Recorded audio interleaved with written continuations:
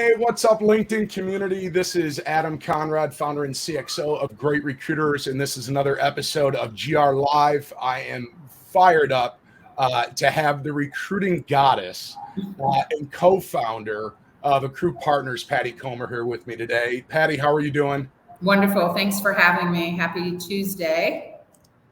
Happy Tuesday. Usually I do this on Wednesday, so my days have been all screwed up a little bit, but I'm happy that you reminded me it is Tuesday, so I don't need to take the garbage out tonight.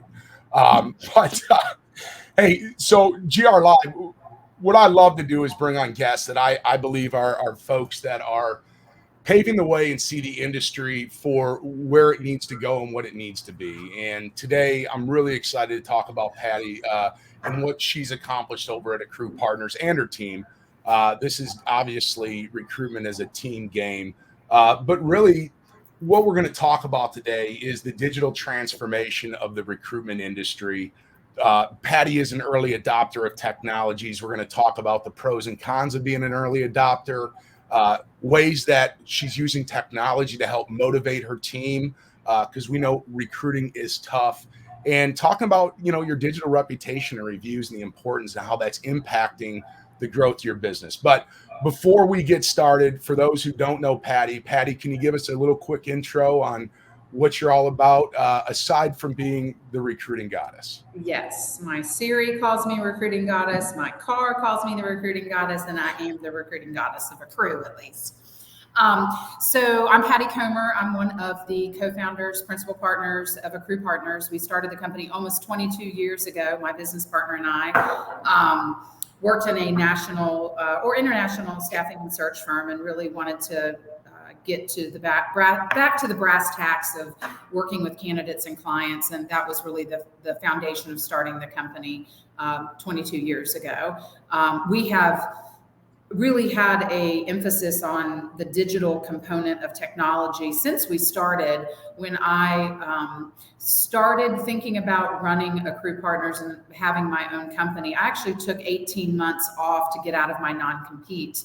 I worked at a company called Accountants on Call and needed to kind of have a distance from that. And I was the chief operating officer for a technology HRIS systems company. It was called 123 Hire. And I had the opportunity at that time to learn a lot more about technology. I had been in staffing my entire career at that point, and I got into the backbones of how platforms work and how you create them and how you communicate with different platforms and file transfers. And so really, when I started Accrue Partners, I think we had a competitive advantage because I was so focused on what CRM system were we going to use, what technologies. I think Amy and I were like LinkedIn customer number 500 and 501. You can actually go in and find your digital certificate on LinkedIn. So we've been really early adopters for technology systems that work. And that has really differentiated us. And I think a lot of staffing firms use now the word technology ecosystem or technology stack. We have been married to, creating a technology ecosystem that was very digital and very fluid. The technology tools we use today are not the same as what we used last year, quite frankly, and certainly not what we were using a decade ago. So we are always looking for new technologies to keep us ahead of our competition and really to attract the top talent to come to work at Accrue Partners internally. You have to have great tools, and we spend our money wisely, but we do believe putting our money where our mouth is when it comes to technology. It's great. And I always ask, nobody grows up thinking I want to be in the recruitment or staffing industry, unless mom or dad or Uncle Jimmy owned a staffing firm. So how did you get into this industry? Because I'm like many of us, we fall into it. And you can only be in this industry that long if you fall in love with it as well. So yeah, well, you got to have an extra set of batteries.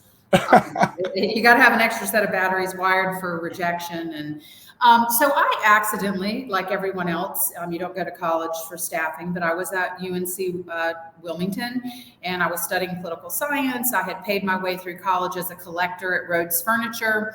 And was learning how to skip trace and call people on the phone and collect, furniture payments when they needed to pay for their Z28, more important than their couch. So I learned a lot about tenacity, but I'm also a military brat, and I spent most of my childhood overseas. So I always joke, I got to leave Fayetteville, North Carolina, and move overseas, and I might be a cheerleader in one place, and I might be a pothead in the next place. I might be a rocker in the next place. I might be a good girl in the next place, which is perfect for staffing because, you just move on to the next candidate, the next client. You don't get your feelings hurt. You get to reinvent yourself, and it was a match made in heaven. But when I graduated, the Gulf War was going on, and General Schwarzkopf was all over Desert Storm. There were no jobs. And I went to a staffing firm and I was looking for a job. And they said, why don't you go be a collections agent at Onan Generators? And I went to the interview, and the guy wanted me to collect on $3 million in receivables. And I was like, dude, I did this shit in college. I'm graduated. I really want a good job. So I went back to the staffing firm and said, hey, I don't like that customer. I don't want to work there. Can I just work here and answer the phones? And they were like, sure, we need some help on the front desk. So I started answering the phones at this company called Hallmark Temporaries in Tampa, Florida. I had a brown business card with green letters. It was horrible.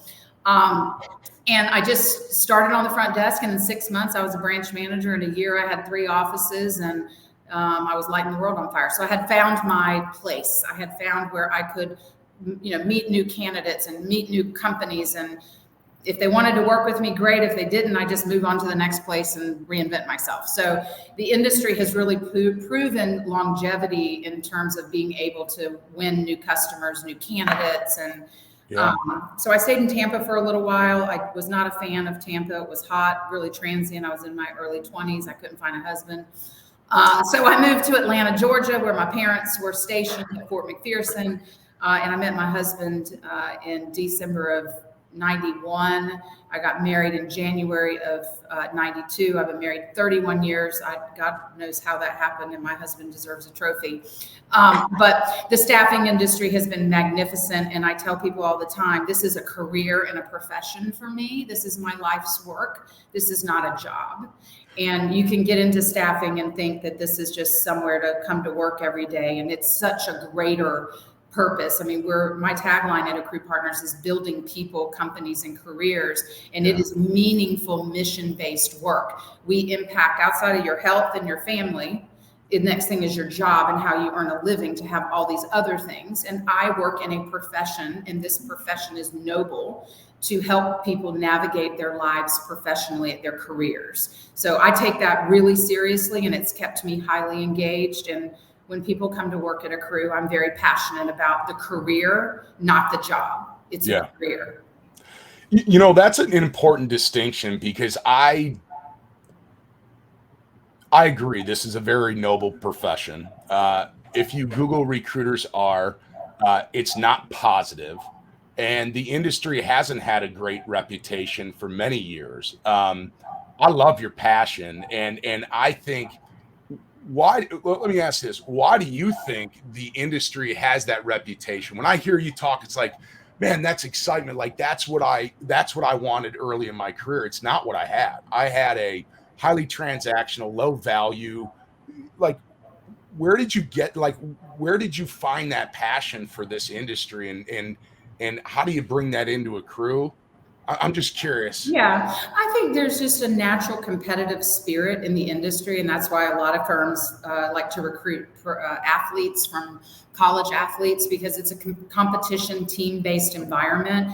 We get 20 rejections to one candidate. I always tell new people coming in the industry, you're going to interview like 80 people a month. You're going to place 2. The clients hire us to find the best talent, and that's what people forget. I'm not in the matchmaking business to go find everybody a job. I'm in the business to find my client who pays me the highest level of income to find the best talent. There's a different mentality when that happens. If you interview 80 people and you only place 2, what am I going to do with my other 78 friends?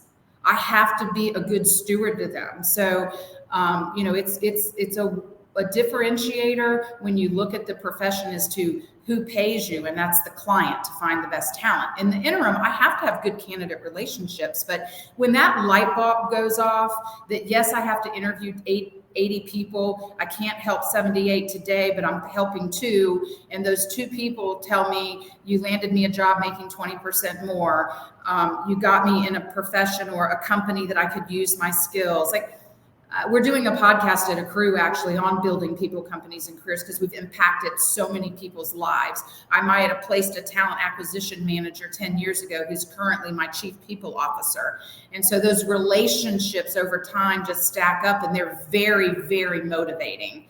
And I love seeing people at the grocery store and they go, hey, Patty, meet my husband, Adam. Adam, I placed Patty at this company, and she's now the CFO. This is why, I bought this swimming pool in the backyard. She got me a sign-on bonus. I've had that happen. So when you get bit by the juice, it is so motivating to do rewarding work. It just, in the beginning, like I tell people, you have to interview a lot of people. You don't know what you're doing. You're talking to 80 people to get 2 placements. And that transactional work is meaningful because you have to get to the win. So if you're not willing to do the transactional work, you're never going to get to those 2 success stories a month, and you just have to play the game. And that's why athletes have a tendency to do well in this business. They understand there's a long game and a short game. Yeah, and it's funny. I always say, do you want the short-term gain or the long-term game? And I'm curious because one of my core values that I've always carried in staffing is build relationships for life. I might talk to 80 people, but I can still add value to those 80 people. I might only place 2. So when you go through the transaction, but it's also the way you treat those 78 people. Right. And it's because you don't know when they're going to become the right hire, when they're going to become the next hiring manager. So what do you teach your team to do with the other 78? Yeah. So this is, I think, really where the technology conversation and crossroads can happen. And this is really new, I think, in the last 5 years, maybe even a shorter lifespan. But the recruiter's function is to identify the best talent for the clients. And that is a volume game. You got to talk to people, you got to interview people, you got to make assessments, get people presented. And so if we can take away the administrative functions on the desk for a recruiter using technology, and what examples of that would be what used to be called Herefish is now Bullhorn Automation. But, hey, Adam, thank you for connecting with a recruiter today about your career. Before the next step in the process, we'd like to provide you with our interview prep kit to help you get ready for interviews through us or on your own. So how do you take what used to be the human would just have to email and say, Adam, let me send you this thing. I mean, they just run out of time. And so if we can use technology at that crossroads of a relationship to help support the recruiter in the administrative functions, we get them more on the phone and more building valuable relationships. And then we can have the tech stack do somewhat of that support function. E-newsletters is another example. A client actually was on an appointment last week, and they told me one of my competitors sends out a newsletter every week. And I was like, oh my God, I'd be scared to death. Someone would think I was emailing them too much. And they're like, well, I've actually hired someone every week off that newsletter. And I was like, oh my God, we're only doing this once a week, So my business development team could get more wins if we use technology more than just once a month to showcase candidates. So I think there's a great way of investing relationships is one of our core values. We have to take the noise out of the day-to-day activity so they can do the real work, and then let's use technology to support those functions that you just don't have time to do anymore. Yep. No, and I love that. And I think right off the bat, I was an early adopter of Herefish and love those guys and what they're doing, but they really did bring relationship management down to the candidate level, the marketing stuff that existed outside. And so I love what you said, because you're giving them an interview prep kit. That's adding value, right? They might not have interviewed for, 5 years. They may never have interviewed. Who knows? So, but adding value like that is so good for the brand, but you're also providing them something that's beneficial, and they can at least take something away, right? We want to make those deposits before withdrawals. Yes. Which I love. And so I'm taking that administrative stuff and focusing on relationships is huge. I want to just hit on this. You're an early adopter. It sounded like when you started Accrue, you had time to really think about technology and the people. Many firms I talked to early, they're not technology's like an afterthought, right? But it sounds like you were thinking about it day one. And so as somebody who's adopted that technology throughout the last 20 plus years of Accrue, what are the pros and cons that you found of being that early adopter versus being, one of the laggards? Yeah. So I had early on somewhat of a addiction with really building a tech stack. I will tell you, I probably drove the company batshit because I kept buying technology and implementing it in Bullhorn. And what I've learned is this, and maybe it's the size and scope of our company now. We have about 75 internal recruiters. Last year, we had a 46% clip rate in growth.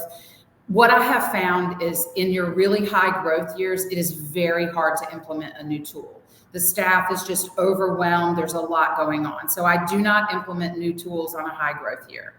I wait till there's a slower, less than 10% growth or a negative year. And then I try to only adopt 1 or 2 tools a year, because if you're going to implement something, then getting adoption is a whole other can of worms. I mean, I'm trying to still get Bullhorn adoption, for God's sakes, and I've been a Bullhorn customer for 22 years. We try to say, if it's not in Bullhorn, it didn't happen. We're still working on that. But if we implement a new tool like Great Recruiters as an example, we purchased that last year in the height, actually, I think it was like mid-year last year. Yeah. And I really was, quite frankly, frustrated with Glassdoor. That had been happening for years prior to my decision to go with Great Recruiters. But I wanted more control over the feedback, because nobody ever writes a great review. They just always write a bad review. If you go to a restaurant and it's shitty, you write a bad review. And so you don't ever write on there, it was the best place ever, because I don't want anybody to find out about it, my best kept secret. So I felt it was the same way. But I try to pick 1 or 2 software that really complement the changes in the tech ecosystem, what my customers are asking for. Great Recruiters, quite frankly, with combating Glassdoor and the lack of care or concern for the actual corporations, I really wanted something that I believe we're the best staffing firm in all of the Carolinas, hands down. Best team, best company, best benefits, best pay, best compensation, best incentive. We are the best. So when someone chooses staffing as a profession, you're choosing to work at the best firm there is, in my 100% validated belief. But I want them to have their own way, to have their own reputation. They can only live off my reputation for so long. So Great Recruiters was another tech stack that I could sell when I'm interviewing internally, to say, if you want to be branded, this is a profession. I've been doing this 22 years. I've done it at the beach. I've done it in Africa. I've done it in Botswana. I've been at the last year we were at Machu Picchu. I closed a deal. So the profession is amazing, right? But I need to have a reputation, and I have a reputation, and they need to build one. So we use tech stacks really to help them do their job better, faster, more effective. And Great Recruiters, I mean, the feedback, I questioned the team this morning in town hall. It was, real-time feedback on how to perform better. It gave them pride in their work, pride. This is not a profession that people working in these big publicly traded monsters doing 60, 150 touches a week, that has a lot of pride. We have a joke around here about lions and lionesses. So when I read that, it was like leading, not competing, because I don't believe we compete with anyone. I lead the whole market. And with that, everybody's following us. So this is another example where they're getting pride in their work. Yeah. No, that's great. And so what I love is, like, what I heard is real-time motivation. And I've been in the industry for 22 years, maybe 23 now. I've worn about every hat in a staffing organization. And the thing that upset me the most was that the industry reputation fell on me with people I didn't know. Right. And so it's like that. To me, it was like, no, we got to let the cream rise to the top. What's the best way to do that? Well, it's to ask people how you're doing. I mean, it's to have experience management. When candidate and client experience is so important to the success of an organization, it just surprised me that there wasn't a platform that exists that allowed you to manage that experience. And experience doesn't exist. Like you said, there's a company brand, but we're in a human to human business. And like, it's the individual recruiters. Candidates follow recruiters a lot of times. They're not working with the staffing firm. They're trusting Patty. So I love to hear that feedback. It's like a little thing. I don't even know how you put an ROI on your team feeling pride, right? I don't know how to quantify that. I'm curious, how do you quantify that? I mean, I go back to, is this a job or a profession? Yeah. If it was your life's work and your profession, and then that's the thing, with teaching young people this profession, is really, you got to get bit by the pride and meaningful work juice for the rejection, for you to tolerate the amount of rejection. Yeah. Because you can't force candidates to do things. These are humans. I can make a software do something. I can recode it. I cannot make candidates do anything. So you really do have to like the highs a lot better than the lows, because the lows are pretty atrocious. And you do have to be, very, very, resilient. And I think having the right tools supports the digital experience. I mean, I remember prior to COVID, there was just such this massive candidate experience, CX. Everybody talked about candidate experience. And like everybody, corporate America, agencies, everybody was putting such an emphasis on the candidate experience. Well, now turn the tables and the economy's in the tank and everybody's getting laid off. I don't care what the news tells you, it's not a good employment market. These companies are abandoning their care and feeding of the candidate experience. So therefore the candidates get frustrated, they don't apply to their brand, and then they need the staffing agency or talent firm even more, because we are telling the story. Let me tell you about great recruiters and why Adam, the CEO, is absolutely amazing. That phone call is what they want to hear. They don't want to hear, I applied online, I never heard from anybody, I got ghosted, their software system sent me, I was rejected. Like, we're back, the corporate world has gone back 5 years because everybody's laying off and TA is not taking care of candidates anymore, right? And now the agency has to step in, or the talent firm, and keep that great experience. So at the end of the day, I think we're going to win out, because we can't afford for the candidate experience to be bad in the talent solutions world, because you, the candidate today, are my future client. So out of those, back to that 80, you interview 80 people, you only place 2, those 78 other people are my livelihood to my future. And I have to treat those with extreme care and love, because those are my future clients and candidates. So customer experience, candidate experience is one and the same to me. And we believe that we are selling and recruiting in the same candidate client base. It's the same population. Can we just call it treating other people well? I mean, when it comes down to it, it's like, I think it's tough. I really do. And I think technology has helped. I think giving bad news is tough. I understand why recruiters, don't call people back. You get overwhelmed, right? It's like once you get rolling, then you have more and you're like, oh, I need to get back to them. But then more stuff came and and it's like, it falls back. And so, that's where I think technology is really helping recruiters be better recruiters, because I don't think people intentionally want to ghost you or not call you back. I think they're scared to tell you they can't help you. And what I love and what I'm hearing from you is like, I'm with you. If I can't help somebody, the best thing I can do for them is let them know I can't help you. Like, but here's somebody who can, or here's another company you could look at, or here's some tips and tricks and ways that you can go find something. But, from a technology standpoint, it sounds like your tech stack, and I want to get into what it is. It sounds like you're using Bullhorn. Are you still using Bullhorn automation? Yeah. Obviously, great recruiters from an experience management and a review standpoint. But all of these things are taking all that other crap off the recruiter's plate, so they can focus on what's more important, and most important to them is building their relationship. Yeah. So aside from that, what else does your tech stack look like, Patty? We use obviously Bullhorn. We use Bullhorn back office. We use one of the tools that I was really focused on taking the admin function off of the recruiter's desk, and that was reference checking. And so the clients want references. The world doesn't want you to get references anymore. And so we use an automation tool to collect referencing that's not the recruiter typing the reference, because what I found, and I'm guilty of this myself, I would go to conduct a reference and then I'm paraphrasing what the person wrote and I'm trying to put a positive spin on it. And that's really not what my client wants to hear. They want real words from the real hiring manager, the real boss. And so we automated reference checking. So now my clients get a reference check that's two supervisors or managers or whatever, that it's typed by the person.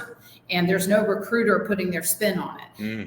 And so good, bad, or indifferent. I mean, sometimes we have to overcome something somebody typed, or they gave us a reference and didn't know the person would say bad things. But we try to really automate, those functions. And now the recruiters can just hit a button and say execute references, and it's through the phone system and it's through, technology, and boom, we get a 5-page report and the client gets it and they use it in their decision making. We're not forcing the decision making. Right. We're trying to say, hey, Mr. Client, we've put you the best fourth candidate. Here's the best fourth references. Make your decision between your candidate and our candidate or whoever's candidate. So that one has been meaningful. It was probably the hardest integration we've ever done because they weren't an experienced bullhorn partner. And we really are plugged into everything in one platform to make the job of our recruiters easy. All the tools we use, LinkedIn Recruiter, all of those tools. We use competitive intelligence tools that are all integrated. We have org charts of every company in America. So we adopt tools within the platform, and then we tie our Accrue Partners business systems, which is our 15-step process to work, A to Z. We tie it all into those steps, and it can be overwhelming if you're new and you're like, geez Louise, but this is a profession. This isn't like show up and get on the phone. Like there's a lot more nuances, and you talked about giving candidates feedback. Like it is so hard in today's world to actually give someone real feedback because you're scared you're going to get sued for telling someone something they did. And it's gotten so far to the extreme of mental health. Like, oh, I had a mental health problem that day. And like, well, you didn't get the interview because you didn't show up. Well, if you tell them that they didn't show up and then they claim mental health, I mean, it's gotten insane. So we are at a disadvantage. I'd love to tell everybody why they didn't get the job, but I actually can't do that anymore.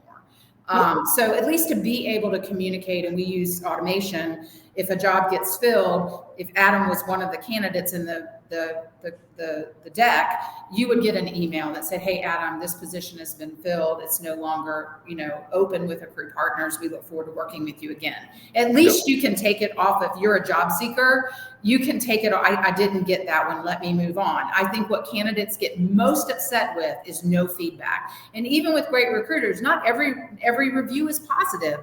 And I actually read the negative reviews if I have them, every month I look at them. I meet with somebody and I say, hey, this review said you didn't give them any feedback. Like, why didn't you just tell them the job was filled? Oh, I'm sorry, I got overwhelmed. And I think one thing people don't realize is that any given recruiter has 30 to 50 candidates at any given time interviewing. They're managing 50 phone calls, 50 emails, 50 texts. And so if we can help them get to Adam and say, I'm sorry, Adam, you didn't get the job, at least they can go home at night and they know that it got delivered. They might not have been able to tell them everything, but we're doing our best to educate people real time. And I really read those reviews. Negative feedback's positive. Negative feedback is positive if you have an organization like you do that embraces it from a training and development perspective. Like everyone's afraid of negative reviews. And like you even said, like nobody's going to give us positive reviews. And the reality is, the beauty is, what we've learned is that more people are having a positive experience than a negative experience. But when you don't ask, you don't see it. And so it can give you that real-time motivation as a recruiter on those tough days. But sometimes it's getting that negative review and being able to pick up the phone and say, you know what? I screwed up and I'm sorry. I got overwhelmed. I didn't mean to string you out. And people just want a voice. And so then you can use it from a training and development perspective as well. So I think you gain more growth out of negative. Now, some people are just mad, and that's fine. humans, we just do some crazy stuff sometimes. We're just disappointed more about the outcome of the situation than the individual. But I'd rather have them vent to you than have them vent on some other third party site because they don't have an outlet. And most people just want an outlet. Yeah. Right. And so Yeah, that and we do says a have lot. every negative review. Our executive vice president over recruiting delivery, so she owns the recruiting engine. She calls them, every single person, and she solicits feedback. And we actually take that feedback, and we have Friday every day at 11 at Accrue, every week at 11 at Accrue Partners. All hands on deck. It's training, and believe it or not, we've taken some of the negative feedback, and one of which was, I never heard back. She ghosted me. I didn't know where I stood, and we have a Friday training on how to deliver negative feedback. And we role play. And so 70 recruiters are logged on, and we just say, hey, this week, guys, here's, this month, here's 4 reviews we got that we want to talk about. What could have we done better? And that's it, and it's a good training opportunity. And the recruiters who actually got the review talk. So we've had far better positive reviews than negative, which was also, to be honest, we kind of needed a feel good, because Glassdoor, you'd have thought we were like Taco Bell. We were like the worst of the worst, and we're actually the best of the best. And so it was really frustrating. I just quit reading it, and I don't ever go on there, and I don't believe in combating negative reviews. That's a personal choice. I know marketers tell me all the time, you need to, type a response. I have chosen as a company, we absolutely will not respond on the internet. We will respond in person. But it's just a position, good, bad, or wrong, right? It's what my belief system is, and it's what we've chosen to do as a company. Well, I'll tell you what, I love that. And we're getting a little short, but I did want to ask you something about where you see the technology going. The big buzzword right now, and everybody's talking about it, is AI. AI this, AI that. It's going to write our jobs, going to take over.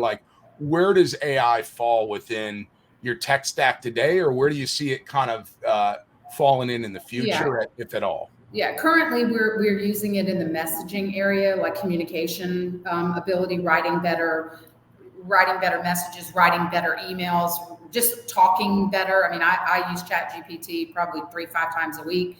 I think it's only going to improve job descriptions. I think it's only going to improve resumes. I think it's only going to improve how I speak. Every time I throw something in ChatGPT, I always say things like, please review this messaging I wrote and write it more professional with stronger vocabulary, enthusiastically positive.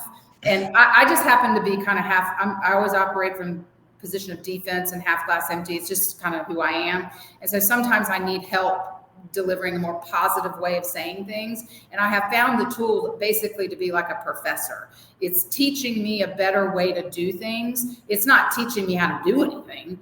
It's teaching me a better way. So I have to have all my homework done, and then I can get it to work with me and teach me a few things. So I believe that it's just going to enhance the way we communicate. It's going to make the world a better communicator. But I'm not afraid of, I put stuff in there all the time, and I'm like, oh my God, this doesn't even sound like me. How many commas can one AI chatbot use? So it's not bulletproof, but it does enhance the way we write. I took a job description for a very senior leader, and I said, please review my job description. This is the second in command position. And it responded back and said, you don't have enough accountability in here. And I thought, wow, let me go back and rethink how I'm positioning this description or how I'm talking to this leader. So for me personally, I feel like I have my own digital professor. I don't feel like it's not going to be able to do my job. Nobody can do what I do. So AI is not going to become a recruiting goddess anytime soon. No, I don't think she welcomes me to my car. My automated welcome lady says, hi, recruiting goddess, but she can't drive my car. Well, maybe if you had a Tesla, I don't know. I don't actually, I'm not afraid of it. It's an enhancement. I don't think it can only enhance what we do to make us faster, smarter, brighter. It can't do the job. Well, I love that. I agree. I think a lot of things I think job boards at one point were going to replace recruiters and automation and all this thing. I mean, the reality is it's a human to human business. It's about relationships. It's about trust. I don't know if I've smiled as much during a GR Live, but like your energy is just awesome and contagious. I love the passion that you have for this industry. People are lucky to work in your organization, and I really appreciate everything you shared. Any closing thoughts as it relates to the recruitment industry, where it is and where it's going, before we wrap up? I mean, I think it's a great industry to have a profession. We have boomers, they're leaving, they are aging out. And there's not enough on the bottom set to replace the top set. It's going to be an amazing ride for the next 20, 30 years. I'll be dead after that. But I believe that this is going to be, the best time. We're in a, tough year. There's no doubt. If you do anything in the professional services realm, you're getting hammered. But the future looks bright, and it's all about the relationships that we have and how well we take care of that client and candidate. So I'm very optimistic on the future of the industry. It's a fabulous profession. I'm excited for it because I'm with you. I think it's been a Wild West for a long time, and I see us becoming a more mature industry. I think candidates, I'm saying right now, have higher expectations of your recruiters. If your recruiter is not treating you like you want, find another one. I think the industry is going to up level what the expectation is.